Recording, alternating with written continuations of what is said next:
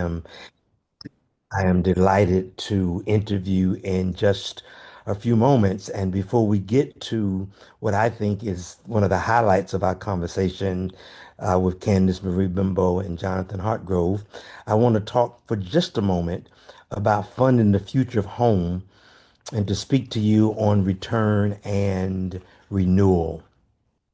I want to begin tonight by acknowledging something we don't often say aloud in mixed company. Many of us in this Zoom room, we carry a complicated relationship with the word home. For some of us, home is where our people are buried. For others, home is the place we had to leave to become who we are. And for still others, home is a memory we're not sure we want to revisit. Charles Blow in The Devil You Know names this tension with unflinching clarity.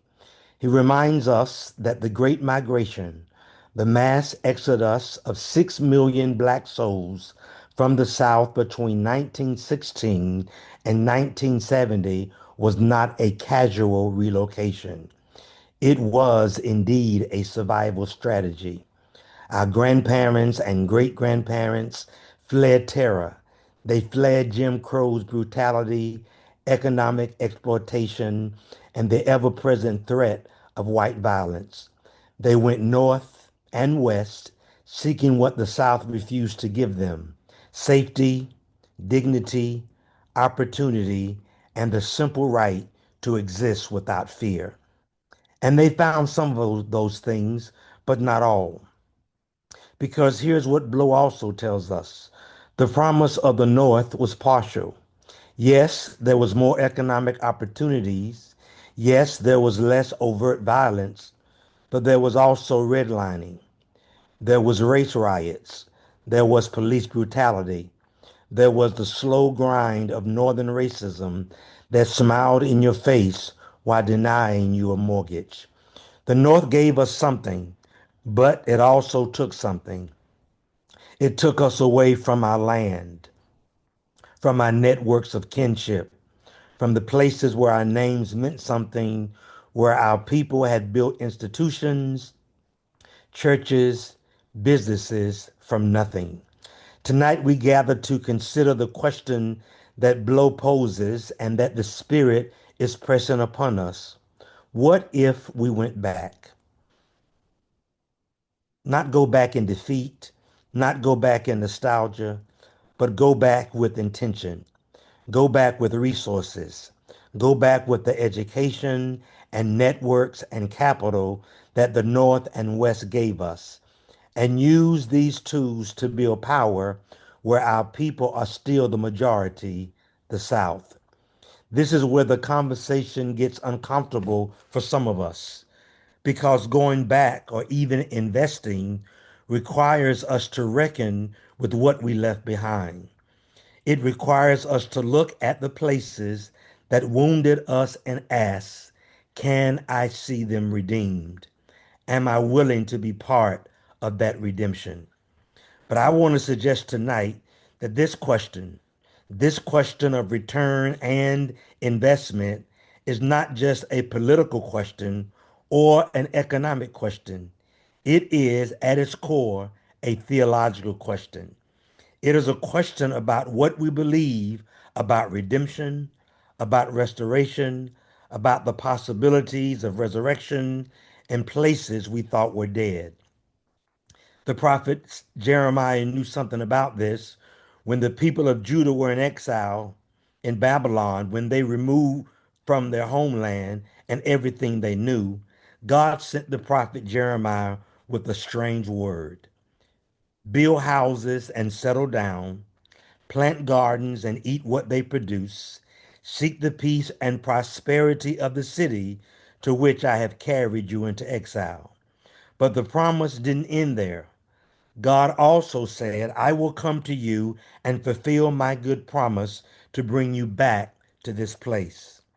There's a both and here that we must not miss. You survive where you are. You build where you are, but you also remember where you come from. And when the time is right, you participate in the restoration of home. I believe tonight that the time is right. The demographics are clear. Black political power is concentrated in the South. The economic data is clear. The South is growing while other regions stagnate. The cultural reality is clear.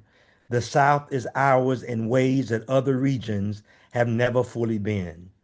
And yet, the resources, the philanthropic dollars, the venture capital, the institutional investment still flow disproportionately elsewhere. But tonight, what if we change that? What if those of us who have been blessed with resources, time, talent, treasure begin to redirect them southward? What if we stopped treating the South as a mission field and started treating it as our inheritance? This is what we mean by funding the future of home. We mean supporting the HBCUs that are still producing leaders against all odds. We mean tonight investing in Black businesses in Durham, Jackson, and Birmingham. We mean funding the grassroots organizers who are registering voters and challenging unjust policies. We mean supporting the artists, the writers, the preachers who are telling our stories with dignity and power like Black South. We mean putting our money where our ancestors' bodies are buried and saying we will not let this soil remain unredeemed. Now I know what some of you are thinking. I don't have millions to give. I'm not a philanthropist. And I hear you. But funding the future of home isn't just about writing big checks. It's also about where you spend your vacation dollars. It's about which colleges you encourage young people to attend. It's about which organizations you volunteer with. It's about the stories you tell and the possibilities you hold. Because funding the future is also about funding the imagination of what home could be. For too long, we've let others control the narrative about the South.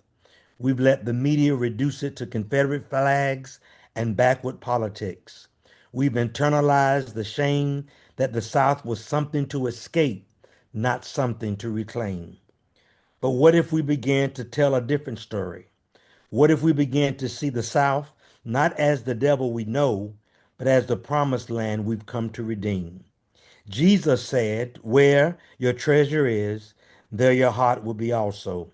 Tonight, I'm asking you to consider where your treasure is. Not just your financial treasure, but your emotional treasure, your intellectual treasure, your spiritual treasure. And I'm asking you tonight to consider whether home might be calling you back, not to what it was, but to what it could be. So tonight, let us work, let us labor, let us be diligent to do all that we can to make the South a better place. So, to advance this conversation, I'm delighted to welcome our guest on tonight. I do want to begin by saying Reverend Siku had a scheduling conflict and is not able to join us, but he sends his deepest regrets and he hopes to join us for future conversations. But tonight, I want to welcome someone that I love dearly, and that is Candice Marie Benbow, who is a writer, theologian, culture curator. She is a champion of faith, art, and the healing for Black women. And additionally, we'll welcome Reverend Johnathan Wiilson-Hartgrove, who is a writer, organizer, theologian who focuses on moral revival and community living. I am high and happy and peacock proud to have both of you joining me in this conversation on this evening. And I have a few questions I'd like to pose to each of you. And I'll begin with you, Candice. In the book, The Devil You Know reminds us that sometimes the familiar harms us most. Your work in red lip theology reclaims beauty, desire, and belief for Black women who've been told they don't belong in church or home. Tonight, how do we build communities where Black women can truly feel at home in their bodies, their faith, and their imagination? Well, first, hi, Bishop Laney.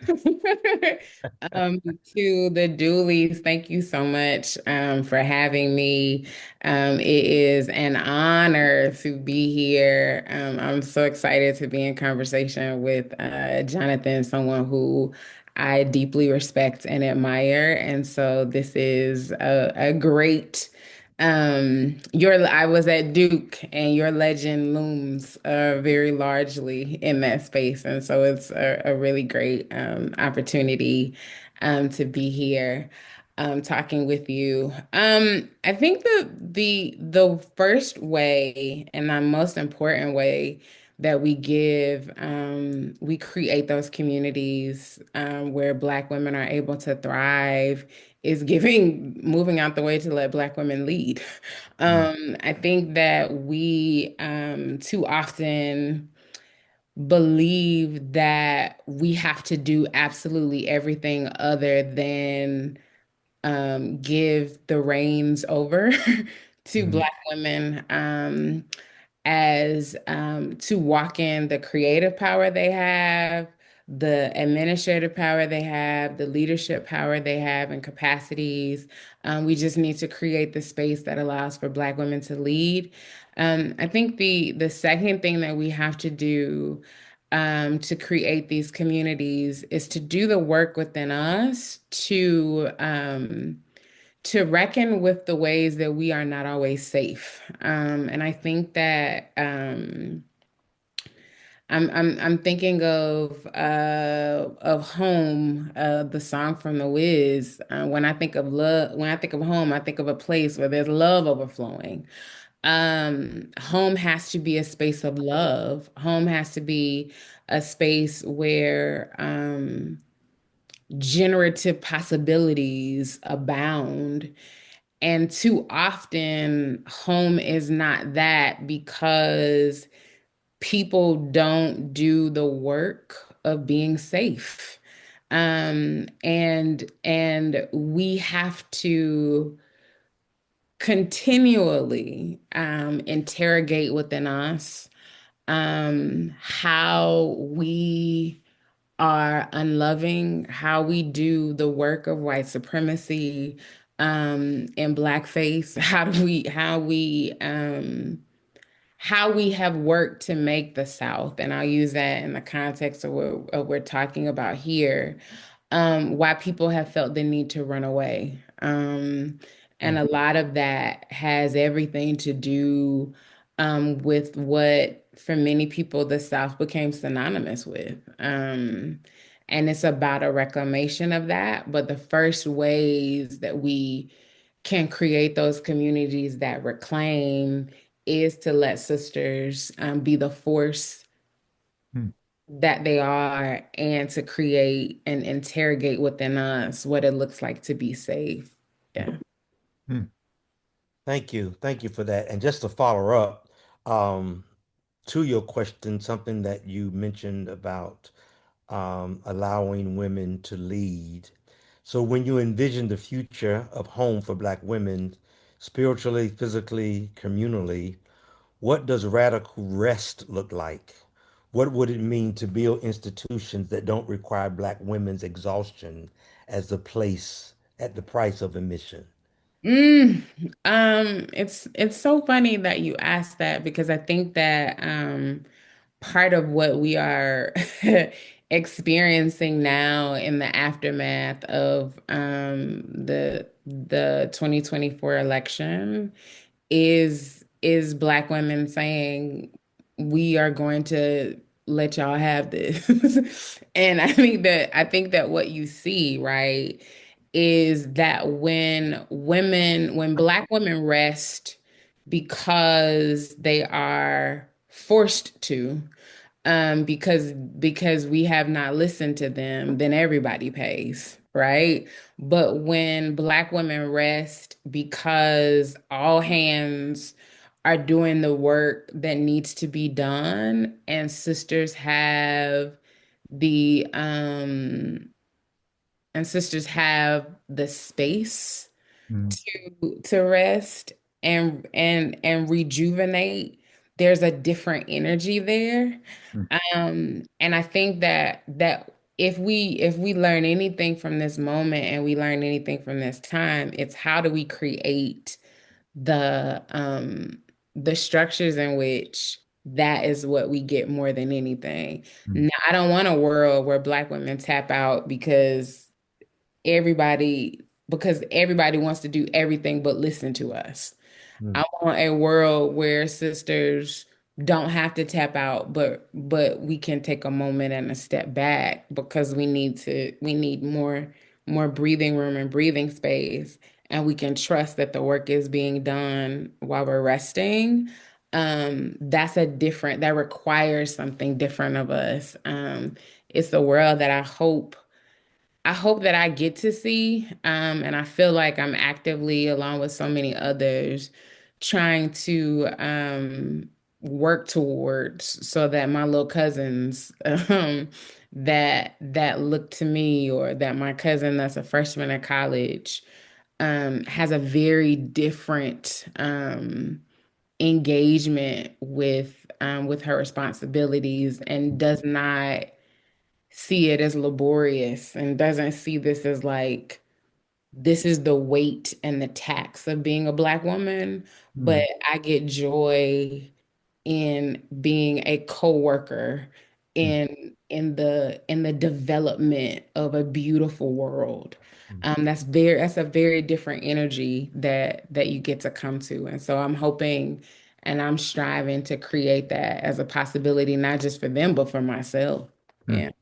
mm, Thank you. And thank you for the work that you're doing to help create this beloved community. We're certainly excited and thankful that you're a part of this conversation and many conversations that help us think better about ourselves, in particular how we treat as men, we treat and engage Black women, and to make sure that there's opportunities for all. Which brings me to Johnathan.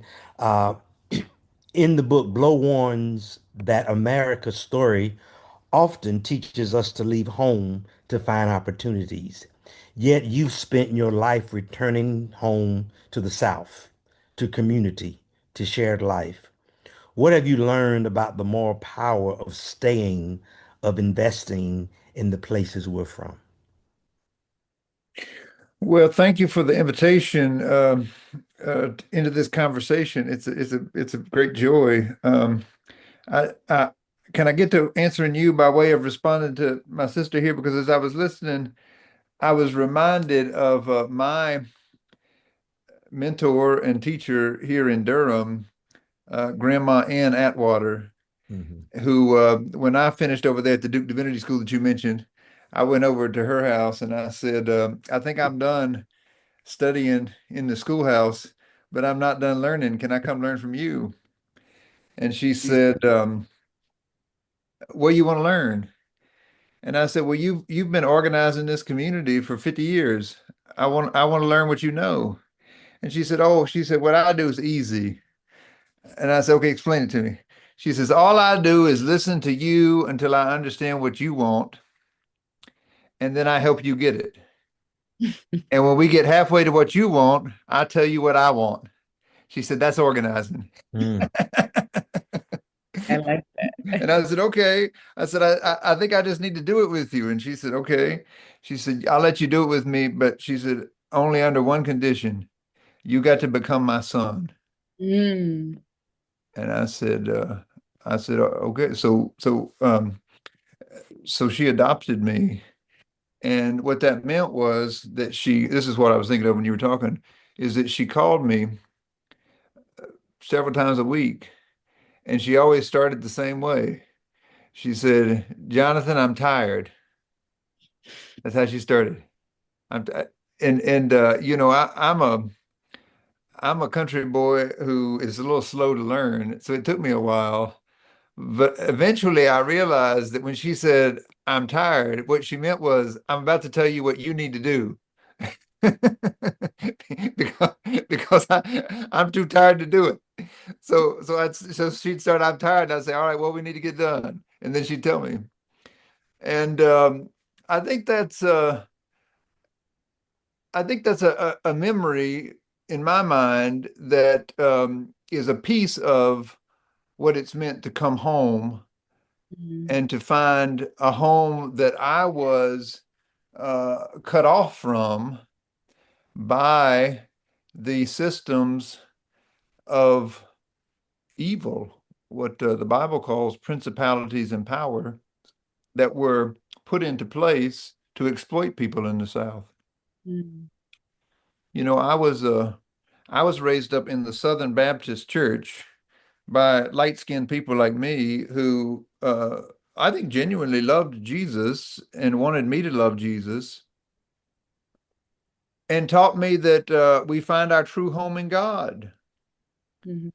But we were cut off from the fullness of that home that is the beloved community by all of these lies that we had been told about how we were separate from other people. Now, for so long, that was a strict racial division. But I grew up in the post civil rights era where, race got replaced by religion.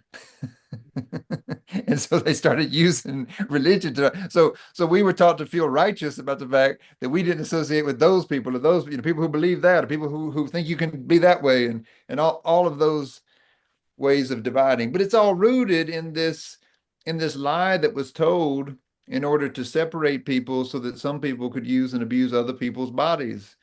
And that was certainly a racial um, chattel slavery system, but that was also, a patriarchal system that is part of what you're wrestling with here. And so to answer your question, Bishop, coming home has meant coming to learn from people who insisted that their dignity, their empowerment, their full humanity was not in any way going to reduce somebody else's, but in fact that we could all only get to what we need to be if we make sure that those people who've been marginalized and excluded and piled on. Um, what did Zora Neale Hurston say? Uh, the black woman been called to be the mule of the earth, right? Um, Piled on, told that you've got to carry all the weight. And in so many ways, that lie taught other people to lie about themselves, taught men, you know, to think that we have to be certain ways, taught white people to think we have to be certain ways. And that too is a denial of what we were made to be in the beloved community that God made us for. So that has been the journey for me. And I would just say that I think for the South, what I've learned is that the empowerment of Black people and Black communities is the way in the history of this place that we have been able to get closer to that beloved community in practice with one another. Go all the way back to Reconstruction. Black folks get power. What do? They make sure there's public education for everyone. That's why families like mine got to go to school because Black people had power in the 1860s and 70s in the North Carolina General Assembly. Black folks get, some empowerment during the Civil Rights Movement. What does that mean? It means they insist that wages go up. When wages go up for Black folks in the South, wages go up for white folks in the South. That's been the story of this country. And so often the lie that is told is that, if somebody gets something, somebody else is going to lose. I think that's the division that's kept us from community and always kept and also kept us from this notion of home that we're talking about. So that's what comes to mind for me in response to that powerful book that Brother Blow has written and that has a lot of people thinking about, what is the future of the South going to be? Mhm, mhm. Thank you. Thank you. And one follow-up from your work, talking about the slaveholders' religion. You write about confronting it and practicing a new way of being church. If we are serious about funding the future of home, what does the church of the future need to look like, and who must be its center? Hmm. Hmm. Well, the image that comes to mind for me immediately is from Toni Morrison's Beloved. You know, that wonderful scene where, uh, as as you were saying, Candice, it's a woman who's calling them all, calling them all into the circle. That's an image. I mean, Morrison had a way with words and imagination.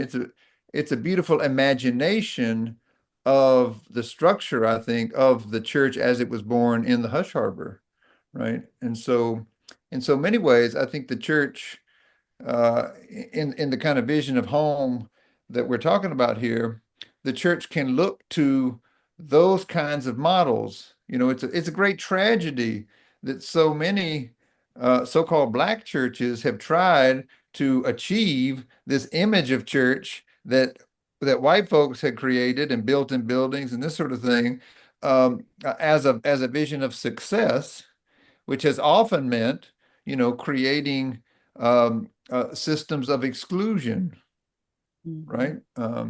So we got churches that say, you're not part of us because you love this person, or you're not part of us because, you don't read the Bible this way. Uh, uh, that's a kind of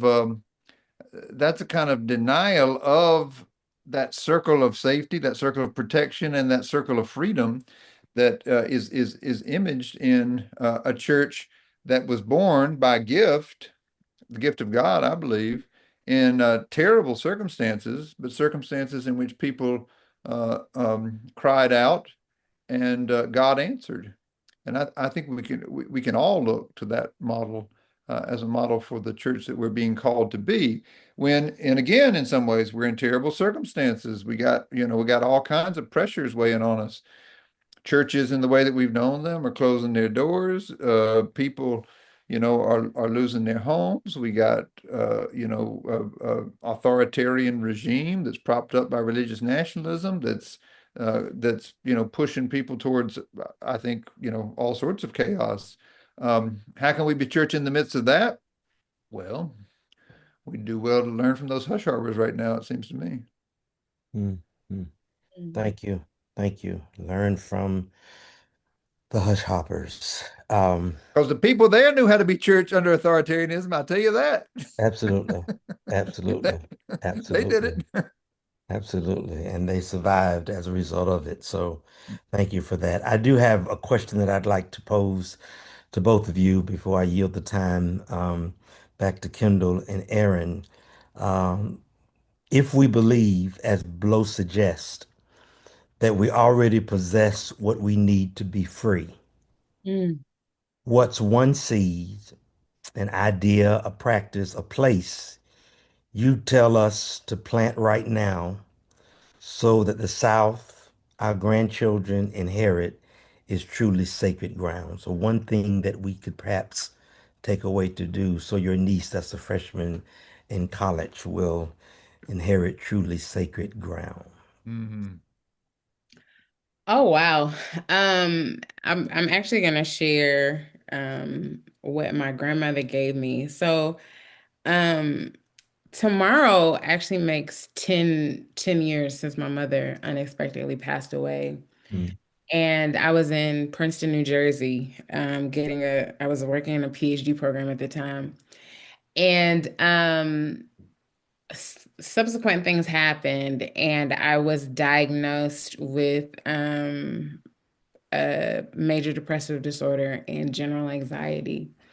And my mother was a nurse practitioner, psych nurse practitioner. So I grew up like we used to joke that I didn't get new school supplies because I was going to school with like Wellbutrin ink pens and Prozac notebooks because my mom was like, I'm not buying you notebook paper because they done sent me stuff. And so I grew up, my mother used to say, you need God and every qualified professional to be your best self. So I never questioned medicine. And so when my doctors wanted to put me on medicine, on antidepressants, I was fine with it. My grandmother, however, I'll never forget, she told me, she said, I don't know anything about medicine, that stuff. If you want to do it, fine. But I want you to do something else for me. And I said, what? And she said, anytime you feel yourself getting anxious or whatever they call it that you get, she said, I want you to do something. I want you to go outside and I want you to take your shoes off. Mm, She Mm, said, I want you to find some grass and I mm, want you to stand in the grass and I want you to recite the 23rd Psalm. mm, And I never forgot that and I still do it. mm, And I encourage people to do the same thing because what my grandmother was saying to me was that I don't know about modern medicine and all of these things, but I do know that there's something sacred about the land under your feet. mm, And I do know that there's something about it that can ground you. mm, When all of the world around you is unsteady, there's something about this ground that literally can ground you. And I still do that to this day. It's mm, one of the reasons why there was a moment where even when I was in New Jersey, I knew I needed to come back home to the South. mm, Um, there is a me that flourishes here, mm, that could not and did not flourish there. mm, Um, when the world is chaotic for me, I literally, and I told this to my cousin who is in school, to do the same thing. I go outside, I take my shoes off, and I feel the grass and the ground underneath my feet, and I recite the 23rd Psalm. And there's something about the reality that on this same ground, generations of my ancestors worked it, cried in it, prayed in it, spoke over it, to produce enough of itself mm, to make way and make room for me. mm, And there have been moments where I have had to say that I am, even in this moment of chaos, even in this moment of uncertainty, I am the fruit of those prayers. That is its own privilege and honor. mm, mhm, And it is something that I carry with me. And I think, and I invite us all to carry that with us, mm, to be a practice of, even if, um, of getting into the ground. mm, Like we keep talking about home and we keep talking about the importance of the South, and all of that is important and all of that is essential. And yet something as practical as feeling that ground on our feet and being reminded that generations of people mm, walked it and prayed it so that we could be here. And it has been what has um, sustained me to believe that it's possible for me, it's possible for us to endure. mm, mm, Something as simple as just as feeling it. And I do that sometimes just because I need to. Thanksgiving is coming up. I have begun to make the first plate. I've done that for like the last 4 years of making a plate for those who are not with us. And then I go outside and I feed it to the ground and mm, I put it back in the ground and I thank the ground for mm, for yielding what is possible for us to be able to eat as a family. And I mm, think so I would say any ritual, any grounding practice that gets you back to touching the land to remind you why this is home. mm, mm, mm, In any way possible. My grandmother gave me that one, and it has been something that sustains me, and something that I share. And so I share it with y'all too. Thank you. I'm Thank you for grateful for that. your grandmother. Yeah, yeah. It makes me think of this beautiful uh, biography of Harriet Tubman that Tia Miles has written, Mm, where she talks about uh, Harriet Tubman's relationship with the land and the mm, way she learned to listen to the trees and the waterways mm, and the way God spoke to her through nature. mm, And this woman who, led hundreds of people to freedom in many situations, not knowing, no one could tell how she knew where to go. mm, Uh, she, Tia Miles at least posits that she knew because she learned to listen to God and to the land. So it's a powerful thing. For my part, I'll say these very um, personal embodied practices are essential. I want to talk about a collective body practice that I think uh, is especially important in this moment, which is fighting for the political power that those who've gone before us have won. I'm here in North Carolina, as many of you are, and the North Carolina General Assembly just attacked the old Black Second, which is now called North Carolina District 1. They gerrymandered the map. They thought that they could safely, in their mind, take voters away from District 1 and put them in District 3 so that they could win, or take from District 3 to put in District 1 so that they could win an additional seat in the delegation from North Carolina.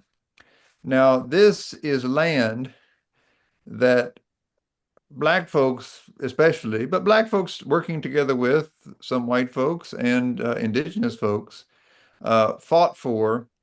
This is across, what's called the Black Belt of Eastern North Carolina, fought for in terms of political power for 90 years, mm, because the last Black representative to leave the Congress in 1902 was George White, representing the old Black Second. And he famously said that the Negro in his language might be um, uh, booted, kicked out from from Congress, but that like the phoenix, he would rise again. Well, it wasn't until 1992 that um, um, Alma Adams was able to win that seat again. So many people fought. I mean, this is where Ella Baker was from, greatest organizer this country has ever known. Um, Organized the Southern Christian Leadership Conference, organized the Student Nonviolent Coordinating Committee, organized the South, and taught so many people in the Civil Rights Movement. She helped organize Freedom Summer in Mississippi, and the next summer she was organizing folks to register voters in Eastern North Carolina in this district. This is how folks were able to win this. So we're now in a moment when people who recognize this power are conspiring to abuse power and to subvert both our state and the U.S. Constitution in order to try to take this political power from Black folks and their allies in Eastern North Carolina. I think as important as putting our feet on the ground and knowing the God who made us is joining with people who are fighting to hold on to that political power and to build new and broader coalitions that can grow political power so that Black people can get what they need. And when they do, they know that other people will also get what they need. So I would add that as a practice that I believe is deeply spiritual. And Uh, Bishop Barber, some of you may have seen on the news, has announced a campaign that we're launching from Repairs of the Breach to have a year-long campaign to mobilize people to vote. Over half of the registered voters in the North Carolina 1 district and in the North Carolina 3 district where they took the votes from to give to. Um, Over half of the voters in both of those districts did not turn out in the last midterm. And Mhm. so increasing the turnout by just 10 to 15% could flip this thing on itself such that they could lose both districts. That's what they call a dummy mander. I Mhm. pray to God that we can turn this gerrymander into a dummy mander and not just to make people look like fools, although they deserve to look like fools, but to win political power that can serve people. That's I think that has to be what our vocation to claim home and to have a home, where everybody can thrive, not just in our, household or in our neighborhood, but in a society where we see, almost 42% of people are poor or low income. In that district of Eastern North Carolina, it's over 50%. So I think that this is an important practice too. Mhm. Thank you. Thank you both for your words and your enlightenment. For those of you who are on the call, if you have not read any of Candice's work or any of Reverend Hartgrove's work, you will do yourself a big favor to invest in their work. It is transformative, it is inspiring, and it is challenging. So, Candice and Johnathan, thank you for joining us tonight. Thank you for your bright light in the world and how we look to you as our North Stars. So thank you for your time tonight, and I'm going to yield my time to back to Erin and Kendall. Thank you, Bishop. Thank Thank you y'all. for your ministry. Bless you. Bless you. Oh my goodness, that I am at a loss for Yes. words. Oh my goodness. Wow. So full, so full, and I can't help but reflect on some type of connection of what you're naming, Candice, of this connection to the ground Mhm. and connecting to nature with this also movement towards political activism. I, Mhm. I I see some type of connection there. I don't know what it is yet, but I sense that. I thank you for that. I'm going to be sitting on that for a while. And with that, we invite you all to respond to this moment. Like I said, it's been full, and we invite you all to participate in some of the work I named earlier on what this looks like in a very particular way of helping with the flourishing within Grant Street community within Durham, North Carolina, but then also to again some of the regional work and whatever collective power we may hope to build of helping to give, to participate to that, and to help us fund the future of home. And so we have a generous donor who had named that they'll match every dollar we raise up to 25K, and we've currently have raised 9,000 towards that match. And we're asking you to partner with us through a one-time gift or a monthly contribution to help us reach that full amount. I think Bishop Laney just already kind of spoken so well Mhm. about laying the seeds right into what we hope to see grow and what we hope to see flourish. And so we give you all that opportunity now Yes. to give, and we'll put the link to donate in the chat. Yeah, it's already in there, actually. It's already in there. Yes. And so, as promised about this experience, we not only just want to come and gather and hear an amazing conversation on the South being a sacred place, a place we can call home, but we also want to give each of you an opportunity to talk to one another and connect with one another. So, to our speakers, Kendall and I will be with you shortly to thank you and close off the evening. And to everyone else, we'll break you into small groups for 10 minutes and you can reflect on what's coming up for you as after you've heard the things tonight, what's stirring in you. And then we'll come back in 10 minutes and we'll send you off with a benediction and a blessing. And we'll do that right now. I thought you were.